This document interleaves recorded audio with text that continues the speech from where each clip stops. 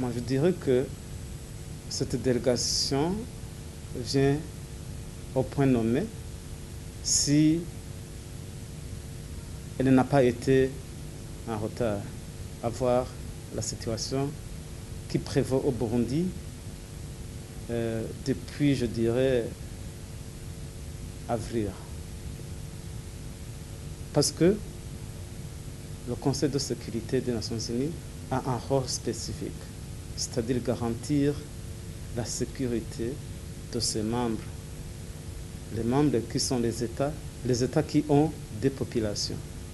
C'est-à-dire que la sécurité des populations qui proviennent d'un tel ou tel autre État est un devoir de ce Conseil de sécurité des Nations Unies. Au Burundi, nous avons, je dirais, vécu des moments de turbulence. Il y a des assassinats, il y a des emprisonnements, il y a des tortures, il y a eu des gens qui ont déjà quitté le pays. Il y a même la dégradation de la situation des droits de l'homme, qui est le devoir de ce Conseil de sécurité. Pour moi, la situation sécuritaire continue à se dégrader, à voir les cas d'assassinat ou les tueries qui s'observent au Burundi. Moi, en tant que Burundais, citoyen à part entière, épris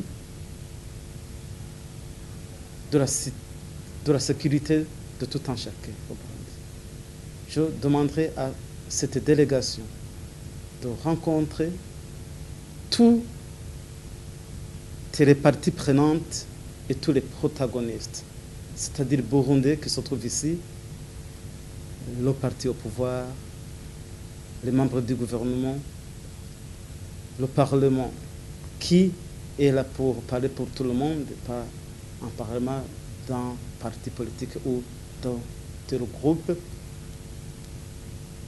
rencontrer les différents politiciens qui ont déjà quitté le pays, rencontrer la société civile et les défenseurs des droits de l'homme pour d'abord s'enquérir de la situation et avoir une vision globale de la situation burundaise.